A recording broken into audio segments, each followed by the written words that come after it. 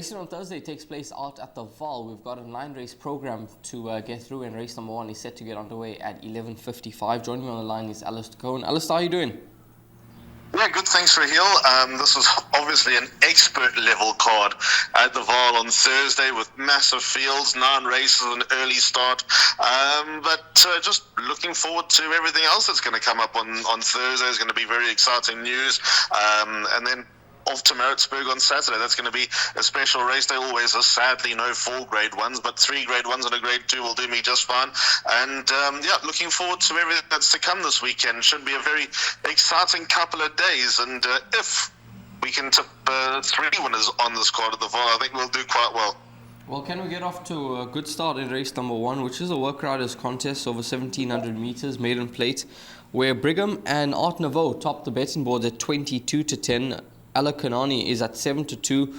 Blue Quartz at 11-2. It's then 7-1 and better bar those. Alakanani been taking on winners at his last 2 starts, far from disgraced. Back against the maiden company. Could he be well placed here by Corey Lensley?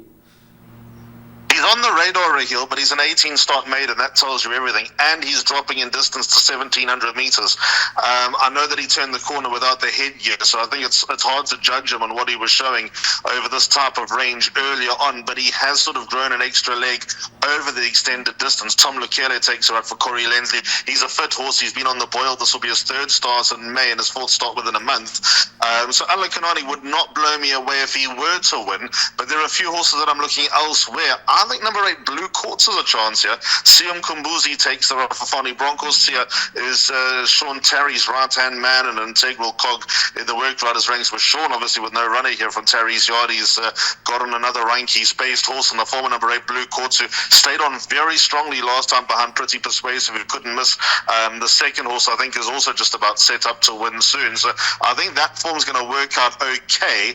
And if she takes to the extent distance, the added distance, then she could be the one that they all need to beat. She's been this trip before, and she wasn't disgraced being beaten 2.5 lengths by Springer. I wouldn't describe it as one-way traffic. Brigham, I don't think, has got a trip, so there's nothing 1,700-meter distance.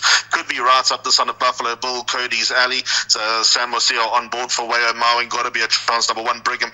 And also, the full brother to Atticus Finch, number 3, Follow the Master, is on the radar as well. Sia Dwayana takes the ride. I'm not convinced about how the Molotov cocktail form is going to work out at all, but the penultimate start to the Ultimate King, who runs later on in the card, and even second start to Immediate Edge, have to be pieces of form. That's got to make him a runner. It's his 3rd run after a break.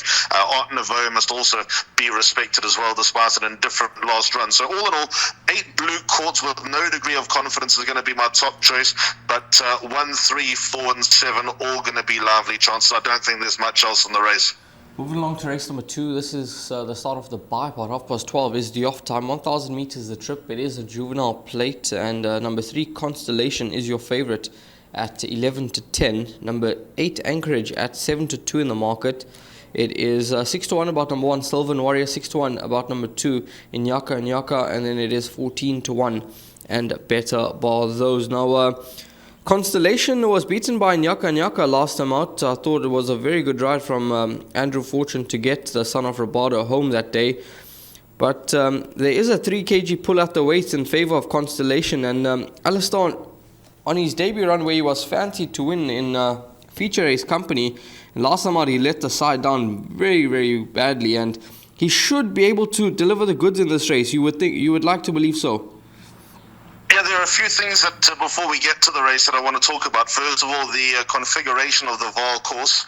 They're massive fields, so it might not be as evident as what many would expect, but the way that the track's set up, the low number draws down the straight should, on history, be advantageous. So that could be a little bit of a worry for number 2 Nyaka, other than the fact that he's obviously got more to do with the weights. You spot on, he was whispered to be unbeatable last time, number 3 Constellation, off at 1-3, and it was just undone by a good ride by Andrew Fortune. And I think Nyaka is not a bad little horse either. There was money for him at his penultimate start, then he followed up with a win over Constellation. I'm not too sure what to make of all the form that he brought in before that, the son of Rabada, but it looks like he's getting better and stronger all the while, number 2, Nyaka Nyaka. So he's on the radar, but I do think Constellation will turn that form around.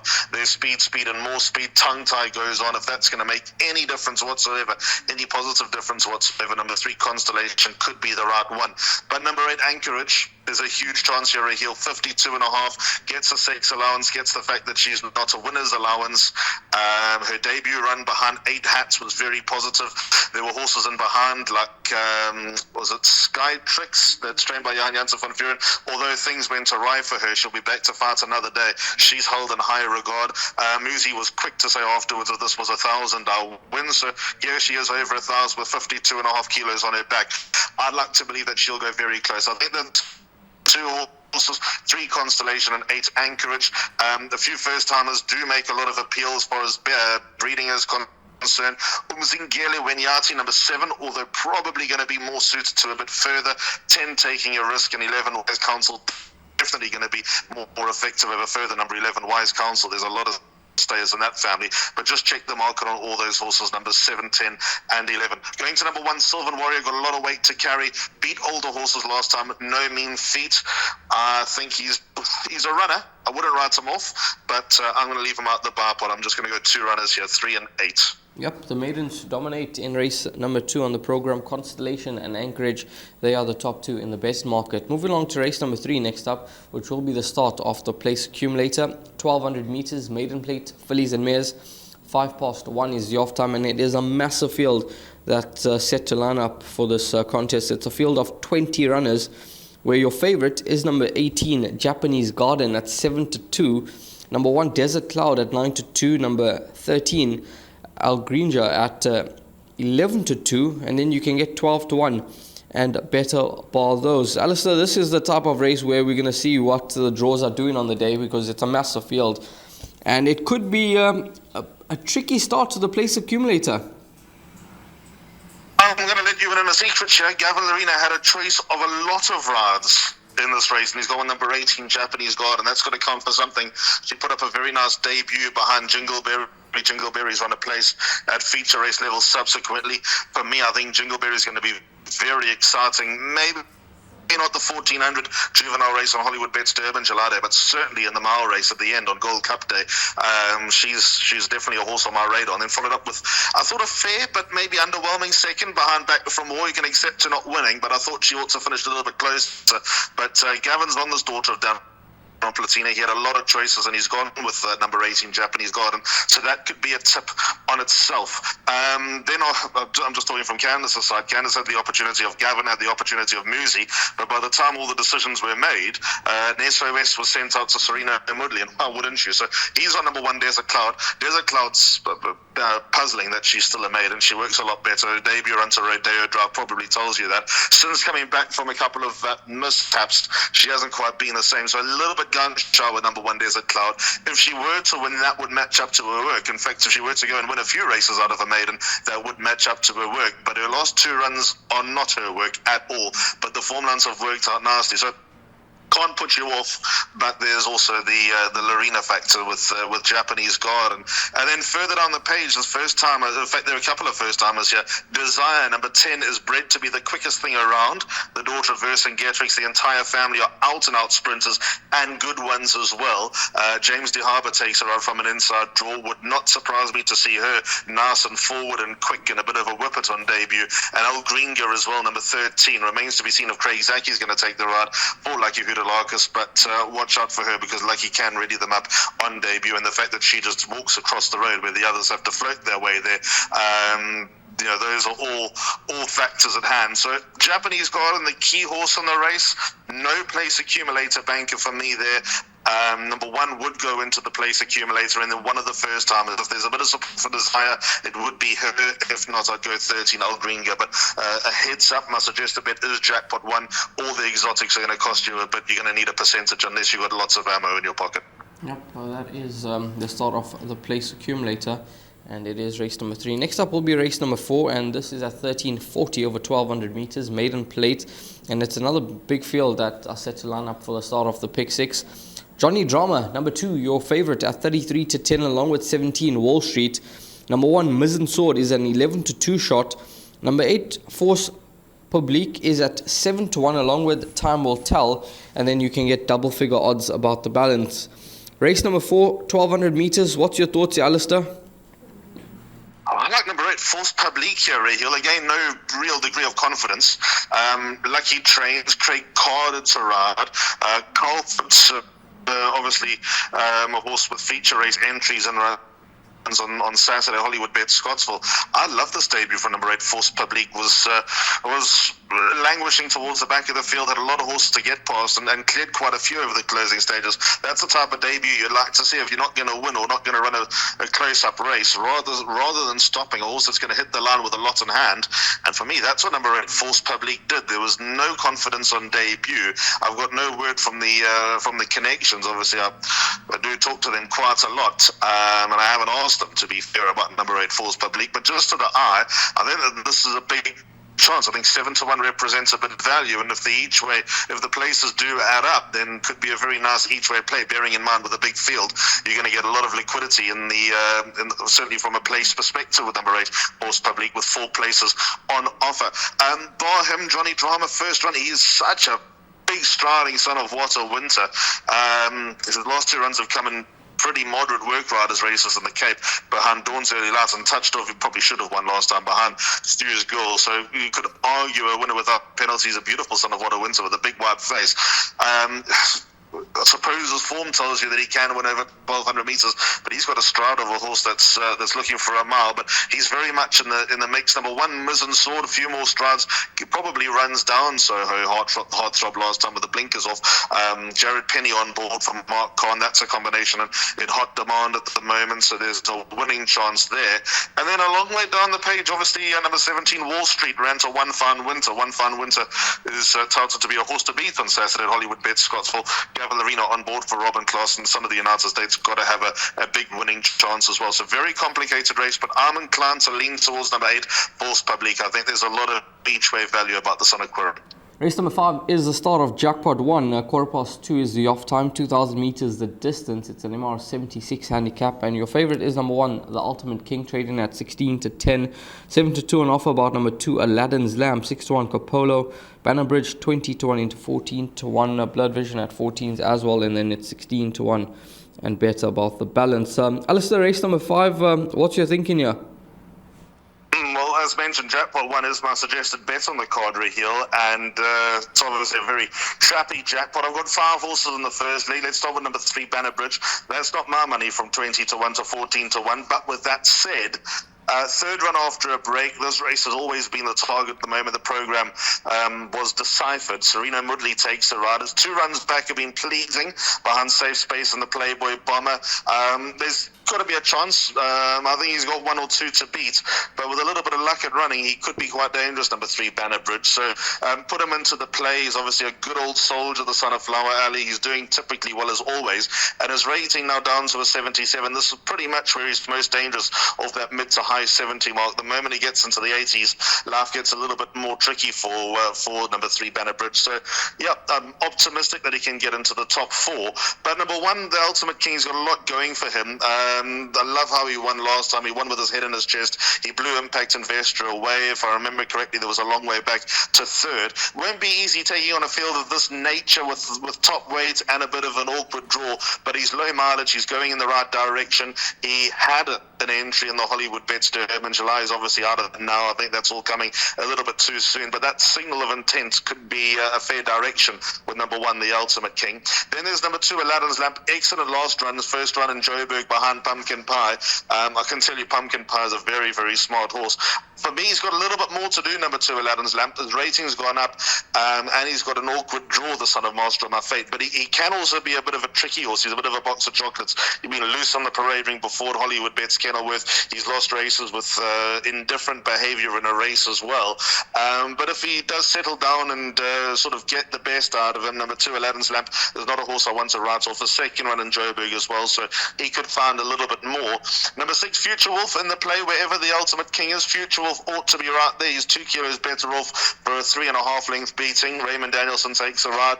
And then down the page, a horse at a big price, 13 Chabelle. Could be the value in the race. Third run after a long break, Musi on board, rating drop, good draw, steps up in distance. The mare was quite effective over this type of trip.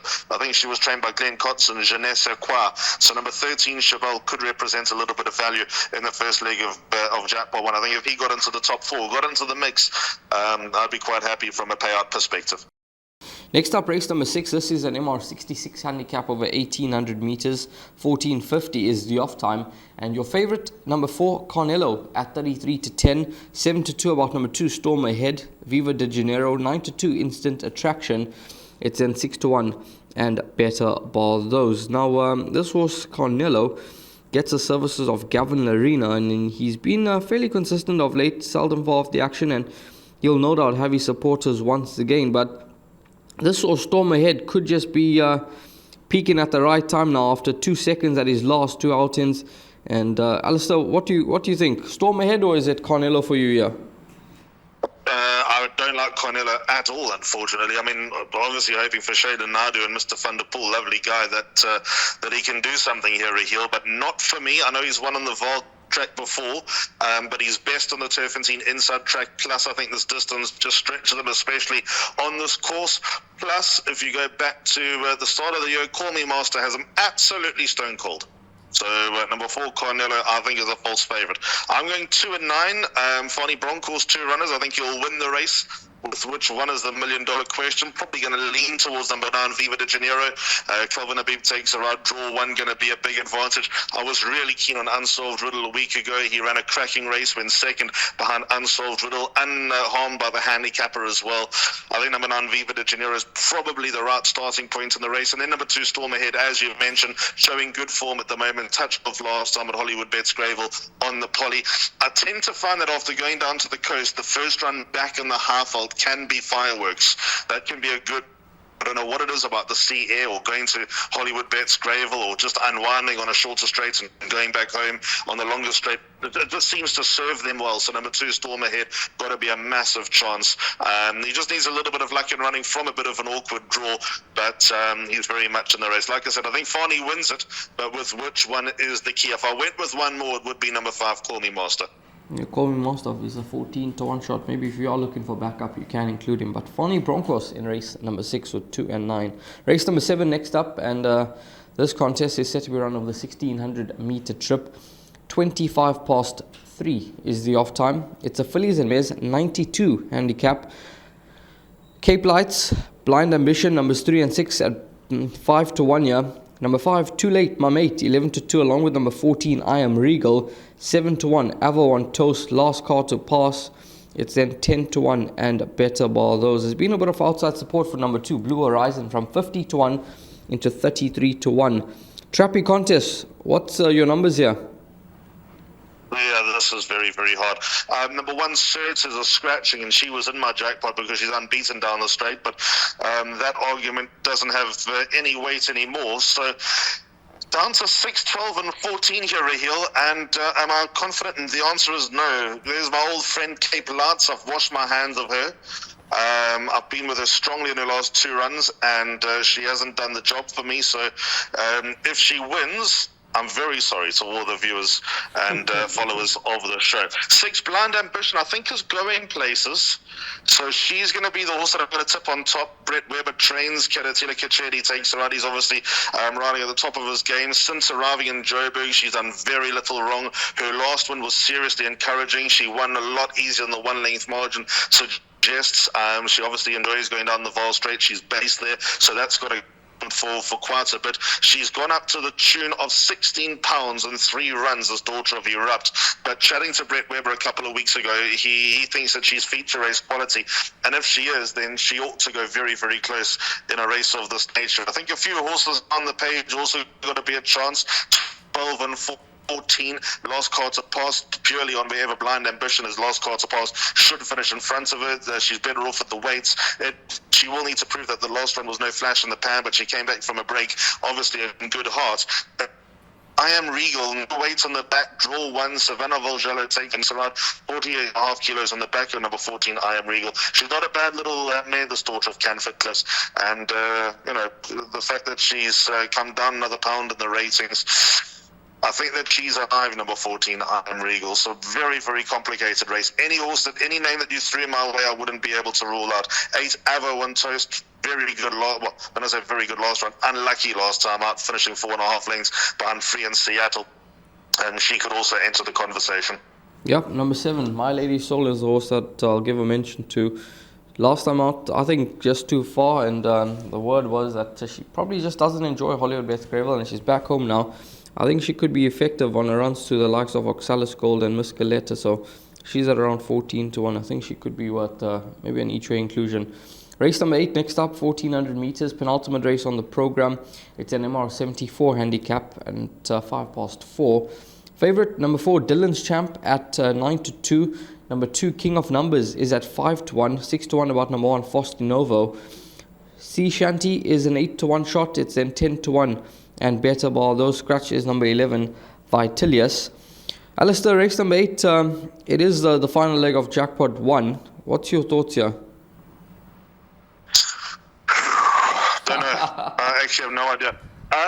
Dylan's Champ favourite, that's on sale next week. So remains how he's going to go just before he goes under the hammer on the online sale Tuesday or Wednesday next week. My gut feel is that number 3, Paul Revere, is the horse to lean towards. James De Harbour takes her out by Corey Lindsay. 3 runs back over this distance at Turpentine. He ran so far above his rating behind Royal Force, he couldn't be touched. Then his next start, King of Numbers, beat him. He's weighted to, by virtue of a 4 kilo claim, shouldn't be much between them, but I think Paul Revere is a better horse than King of Numbers. I'd certainly hope so. But what happened last time? I mean, it wasn't a bad run behind Schwarzenegger, and there were nice horses in and around him. But I expected a little bit more. I'd rather be on the right side of number 3, Paul Revere, than the wrong side. But it is a very, very complicated race. So he's no banker, but he's the horse that I'm going to lean towards. Of the others, 8, New Mexico, massive chance. Was given a nice reintroduction after a 5-month break last time from a deep draw. Took his medicine. Yeah, the winner ran the finish out of him. But he's going to be better for that run, the son of Ideal World, who I know Alec Laird has got a bit of time for. He's related to a nice horse from the yard as well, number 8, New Mexico. So expect better. If he doesn't win, he could represent a little bit of top 4 value. And then of the others, 14, 15, and 18 are also in the play, so a few lightweights. Sovereign's Call, wherever King of Numbers and Paul Revere is, Sovereign's Call should be right there. Never Nastili on board for Tyrone Zaki. 15, Clarkson's very interesting for me. Raymond Danielson rides for Robbie Sage. Inside draw, rating drop. He's had no luck with draws in his last couple of starts around the turn.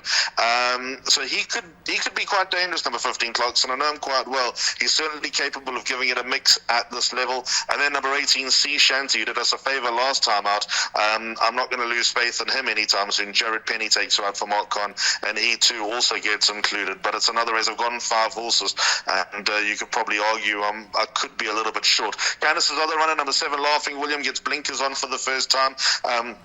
Serena Moody takes her out. He's a box of chocolates as number 7, Laughing William. I can't give confidence other than the fact maybe blinkers will work and he might sneak into the top 4. But his last couple of runs have been a bit underwhelming. Move along to race number 9, final race on the day. 16:37 is the off time. 1200 meters the trip. It's an MR74 handicap, and your favorite is number 15, Alone Time, trading at 28 to 10. Number 2, Vegas High Rise. Wow, I did not expect to see this. Such a big gap in the market from the favorite to the second favorite, who's at 10 to 1. Numbers 2, 5, and 13. Parla Millions is at 12 to 1 shot, along with Wall Green. It's 14 to 1, and better ball those. Race number 9. Yeah, interesting. What's your thinking here, Alistair? Look, Alone Time ran a kilometre above his rating last time. Danson from Sanson's rated a 108. They carried level weights, and Alone Time off a 68 got to within 3 1/4 lengths. So if you do the maths, he ran over 100, did number 15, Alone Time. So purely on that, he should be a good thing, the son of Willow Magic. But a horse that doesn't, I mean, what changed? That's the point I'm trying to make. He ran so far above himself, but why wasn't he that horse prior when he was running to the likes of Secret Chord and Super Awesome? I mean, if you ran to 100, you should be able to dispose of Secret Chord and Super Awesome by a furlong, but yet he's been soundly beaten by those horses. So I don't know if they unlocked anything. I don't know if better horses carried him through. Purely on the numbers, he's a very hard horse to beat, number 15 Alone Time, but is it fair to judge him on one run? Or are we going to judge the full picture? Or are we going to judge him on one run, number 15 Alone Time? Be foolish to say that he can't win, because he obviously can. And you've got to kick for touch for a horse that sort of lifted his game like that in his most recent start, but taking on trust that they may have unlocked something. Andrew Fortune too sharp, he takes a ride here from Hollywoodbets Greyville, but I'd be very as you say, the market does not make any sense that it's such an open race and we got a horse at that type of price, or well, there's such a big gap in the market, as you mentioned. So 15 Alone Time, top choice, but then there's a list of others that have got to go into the play here, and a lengthy list. I'm looking around number 13, Mika's Bomb. I liked last time. It was a bit of support, ran third. So my one and only, we put her up as a good place bet. She did the job. On that run, she should be in the action. I think. What about number 7, Lady of Memphis? Underwhelming last time behind Aralina, but I think the form prior to that, especially to Green Sapphire, could set her up nicely. So those are two horses to run along with. Vegas High Rise, certainly not without a chance. Ensuing likewise. Final leg of the pick six, I think the play is banker or field, whatever you prefer, but it depends if, like I said, if you can multiply that perm out by 20, if you're brave enough and got the budget to do so. But you wouldn't want to be coming into this race with a banker, not in my book anyway. Yeah, let's see how number 15 Alone Time goes. Can he confirm his last start, or was that around just a flash in the pan? We shall certainly find out. 28 to 10 the price about him, and then you can get 10 to 1 and better about the balance. We're going to move along to the suggested bet now. Alistair will take us through Jackpot 1, which will begin with the run-in of race number 5. And Alistair, take it away. Yep, 2:15. Started Jackpot 1, 5 horses in the first leg. 1, 2, 3, 6, and 13. So the Ultimate King, Aladdin's Lamp, Banner Bridge, Future Wolf, and Chappelle. Then 2 horses, Fanny Broncos, 2 of the 3 anyway. Storm Ahead and Viva de Janeiro. Race 7, a bit uncomfortable with. But I have number 1, the favourite, the scratching rather, Serta, in there. 6, Blind Ambition, 12, Last Car to Pass, and 14, I Am Regal. And then the final leg, just looking at this again. Number 3, Paul Revere. 8, New Mexico, probably the value in the race. 14, Sovereign Skull, 15, Clarkson, and 18, C. Shansley. And that is a real swell.